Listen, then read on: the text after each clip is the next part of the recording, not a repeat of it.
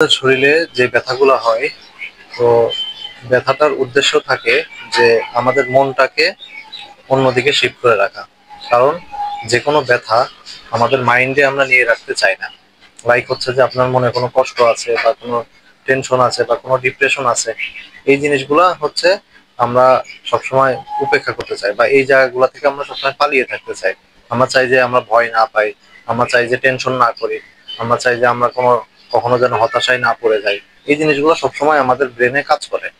তো এই জিনিসগুলো কাজ করার ফলে এগুলা থেকে বেঁচে থাকার জন্য আমরা দেখা যাচ্ছে যে সবসময় সবসময় দেখা যাচ্ছে যে এগুলা থেকে পালিয়ে থাকতে চাই। তো লাইক হচ্ছে রিল্যাক্স থাকতে চাই, এবং সবসময় চিন্তা করি যে এগুলা থেকে কিভাবে আমরা বেঁচে থাকবো। তো এই চিন্তাটার কারণে দেখা যাচ্ছে যে আমাদের মস্তিষ্ক এখানে একটা মাধ্যম হিসাবে কাজ করে।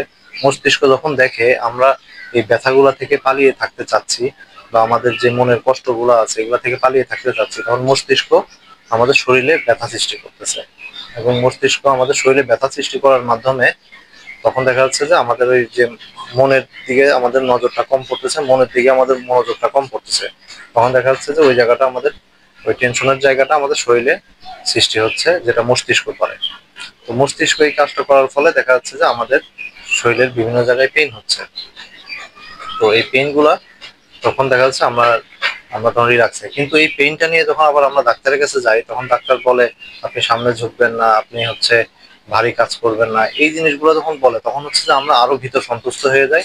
তখন দেখা যাচ্ছে যে পেইনটা আবার ব্যাক করার চান্স থাকে। আমরা যখন ফিজিওথেরাপি নিই ব্যথাটা কমে, যেহেতু এগুলো হচ্ছে অক্সিজেন ডিপ্রাইভেশন হচ্ছে বা মাসল স্পাজম হচ্ছে, ফিজিওথেরাপি নিলে ব্যথাটা কমে যায়। কিন্তু ব্যথাটা ব্যাক করার মূল কারণটাই হচ্ছে যে আমরা যখন ভয় পেয়ে যাই ব্যথাটা সম্পর্কে, তো তখন দেখা যাচ্ছে যে আমাদের ব্যথাটা পুরোপুরি ঠিক হয় না। তখন দেখা যায় একটা সময় ক্রনিক পেইন ডেভেলপ করে। তো এই জিনিসটা যদি আমরা বুঝতে পারি যে ব্যথাটা আসলে শরীরের ব্যথা না, এটা হচ্ছে আমাদের ওই মনের ডিপ্রেশনের ওই জায়গা থেকে ব্যথাটা আসতেছে বা কষ্ট থেকে আসতেছে ব্যথাটা, তখন হচ্ছে আমরা এটাকে যদি ওই জায়গা মনের ওই জায়গাটাকে যদি সলভ করে ফেলতে পারি, তখন মস্তিষ্ক তখন ওই ব্যথাটা আমাদের শরীরের দিকে রূপান্তর করে না। তো একটা উদাহরণ দিয়ে বলি, যেমন হচ্ছে যে একজন যখন বুঝতে পারে তার ব্যথাগুলো আসতেছে মনের থেকে, তখন দেখা যাচ্ছে যে সে মানে প্রতিদিন দৌড়াদৌড়ি করতো, প্রতিদিন দৌড়ায় এক্সারসাইজ করতো, সে এক্সারসাইজটা বন্ধ করে দিয়েছিল। বাট যখন যখন তিনি বুঝে যায় যে আমার ব্যথাটা আসতেছে মন থেকে, তখন সে আহ দৌড়ানো শুরু করে। দৌড়ানো শুরু করার পরে তার ব্যথাটা কমে গেছিল, কিন্তু তার হিপ জয়েন্টে আবার নতুন করে ব্যথা সৃষ্টি হয়। তখন সে আর কি চিন্তা করে যে আমার ব্যথাটা হিপ জয়েন্টে আসলো, তাহলে আমি ডাক্তারের কাছে যাই, ওষুধ খাই। তো ওষুধ খেয়ে দেখা যায় তার ব্যথাটা কমতেছে না, বা সাময়িক কিছু কমতেছিল।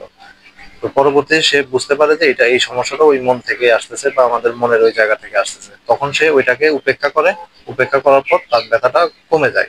কিন্তু পরবর্তীতে দেখা গেল তার ব্যথাটা আবার কোনো না কোনো ভাবে ব্যাক করে। তো এই ব্যাকটা করার কারণ হচ্ছে আমাদের আহ যখন ব্যথাটা হয়, এটা হচ্ছে আমাদের অবচেতন মনে তৈরি হয়ে যায়। আর যে কোনো কিছু যখন আমাদের অবচেতন মনে থাকে, তখন ওইখান থেকে আমাদের ওইটা ওইখান থেকে বের হয়ে আসাটা টাফ হয়।